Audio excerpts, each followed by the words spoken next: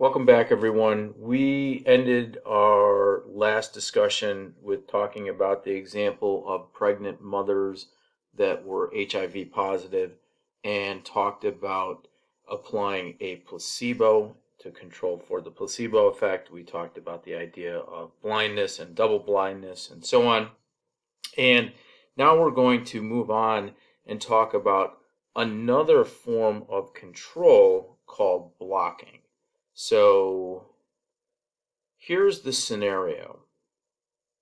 Suppose that an automotive engineer wants to see if a newly developed gasoline additive increases the mileage of cars. The engineer randomly selected 36 automobiles from a report that gives the tested miles per gallon, MPG, for each car. The 36 cars and their corresponding MPGs are shown in the table below. In this table, you have two groups. You have small cars and you have luxury cars. And this number in the first column of those corresponding parts is just a random, is a two-digit number assigned to them if we were going to randomly select them. And in the other column that I'm going to label in blue here, that is the actual miles per gallon. And you will notice that we have groups of small cars and luxury cars. Generally speaking, the luxury cars are bigger and they get worse gas mileage, so they have lower miles per gallon. So, to do this experiment, the researcher decides to divide the cars randomly into two groups, giving one group the treatment and nothing to the other group of cars. Let's talk about some of this stuff. What's the population in this study? Well, I would say the population in this study is whatever this treatment could apply to, and this treatment is a gasoline additive. So I would say that the population in this example is all cars that have gasoline engines. What is the sample frame? Well, the sample frame, that's an interesting question. It says the engineer randomly selected 36 automobiles from a report that gives the tested miles per gallon for each car. So the sample frame technically is all the cars that are listed in that report, because that's the list that the person running the experiment selected from. Now, does that consist of all gasoline-powered automobiles? I don't know. Part B asks you to use your random number generator or table of random digits to choose 18 cars that will be included in the treatment group. The remaining will be in the control group. We're not actually going to have you do that. We're going to talk about that. And so it would go something like this. It would be read off double-digit numbers starting at line, I don't know, pick a line number 107 until you have 18 different cars numbered in the range from 01 to 36. Ignore numbers outside of that range. Ignore numbers that are repeated. The first 18 cars would go into the treatment or the control group, and the other 18 cars would go into the other group. All right, so remember, the idea behind this random assignment is that it controls for all of those things that we cannot directly control for, and makes the two groups, the control group and the treatment group, as similar as possible. As similar as possible. Okay? So, in part C, you calculate the average gas mileage for the treatment and the control group, then calculate the difference, treatment group minus control group average, between these two numbers. Well, so here's the point of this activity. The point of this is that since we're testing a treatment that is supposed to increase gas mileage, what we would want to be true between the two groups, treatment and control group, before we apply the actual treatment, is that the gas mileage of the two groups would be the same. In other words, the difference in their averages would be 0. So I'm going to show you in a minute how that worked out in the past with some of my classes.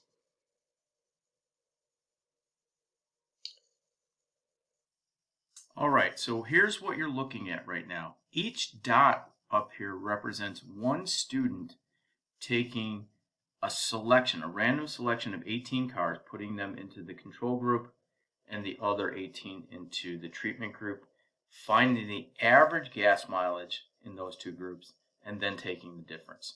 So you will see that the average of all these averages is centered here around 0, but there are some averages that are as almost 6 miles per gallon, or differences that are almost 6 miles per gallon in either direction. Down here on the low end, it's about 5 miles per gallon. And the positive or the negative is basically if you're taking control minus treatment versus treatment minus control.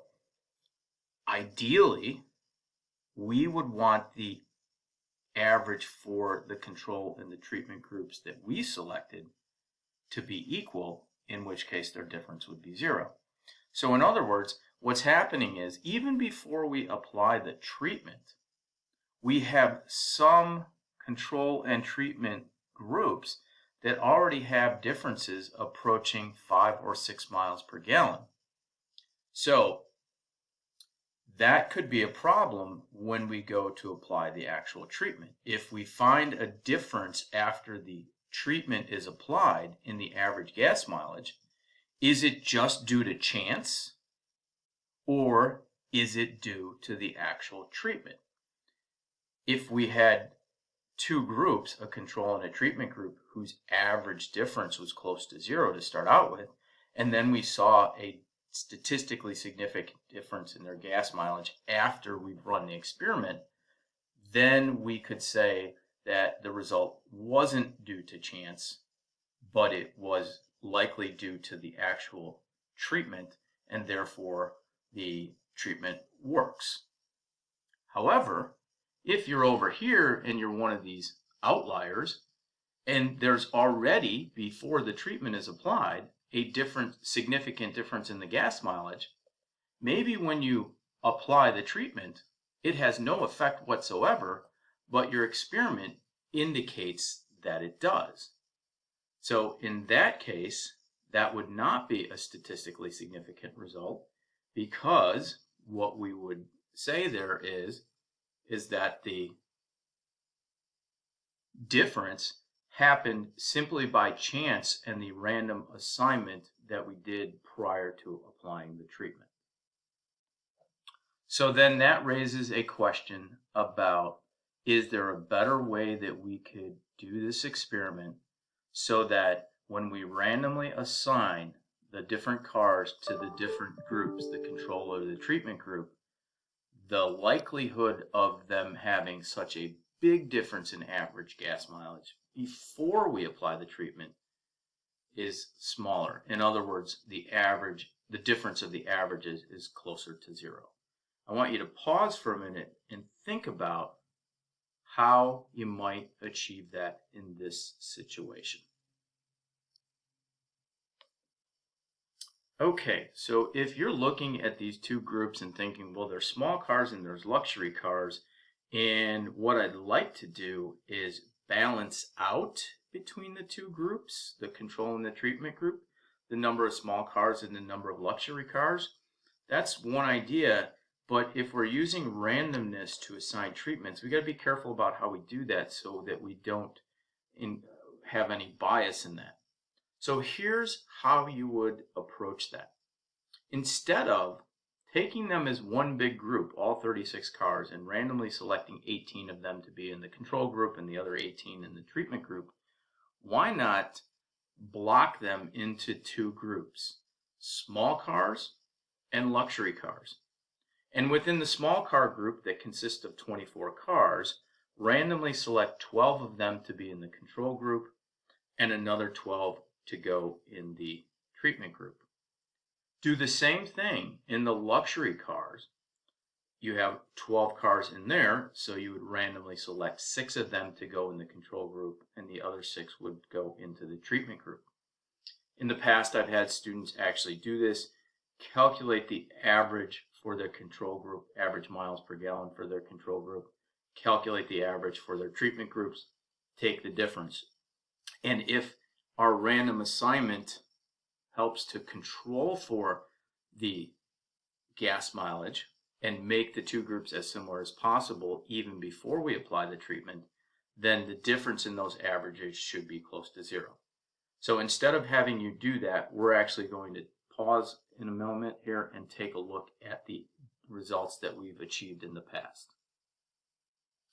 All right, so a reminder, this dot plot that you are looking at would be if we didn't do any blocking. If we just randomly assigned 18 cars to one group and the other 18 to another group and looked at the difference in their averages before treatments were applied. Down here, you will see what happens when we block. When we block, the average of the averages is still very close to zero, which is what we want. But the other thing that we achieved here is that there's a lot less variability between the control group and the treatment group. In other words, what we were able to achieve is to make the two groups, the control group and the treatment group, as similar as possible even before we applied the treatment. So, what does that do for us? Well, after we apply the treatment, if we see a statistically significant difference in the gas mileage, using this approach, it's more likely going to be due to the treatment as opposed to just the chance random assignment that we had. Now, you might be looking at this thinking, hey, that seems similar to stratified random sampling when we're talking about sampling. We broke the population of the 36 cars into two groups, small cars and luxury cars, and then we randomly picked half of them to be in one group, and then the other went into the other group, the control and the treatment group. And then we did the same thing for the other group of cars. When we're talking about experiments, that is called blocking. And blocking is yet another form of control. And the idea with blocking is to even further reduce the variability between the various treatment groups prior to applying the treatment itself. So what would this experiment look like in a diagram form? So it would start out like other experiments. In this case, we took a simple random sample of 36 cars from the population. Then we would break the population or the subjects that are going to take part in our experiment into blocks based on a variable that we think is going to influence the outcome. For us, it was the size of the car or the gas mileage. And only then do we randomly assign within the blocks to the various treatment groups. So our block 1 could be our small cars and our block 2 could be our luxury cars. Effectively, what you're doing is you're running the experiment on each of the individual blocks that you have. In our case, 2 blocks, small cars and luxury cars. And then you carry it out the same way you do any other experiment. You apply the various treatments, randomly of course, or you randomly assign the subjects to the treatments, and then you compare the results at the end. You do not compare the results between the different blocks. That defeats the purpose of blocking. You compare the results within the block. So that concludes the discussion about the idea of blocking and how it is another form of control within an experiment. To review all these ideas, Ms. Harding and I would like you to do problems 4 and 5 on these next few pages, and then read our solutions down at the bottom of the window. If you have any questions, we will be sure to take those questions in class.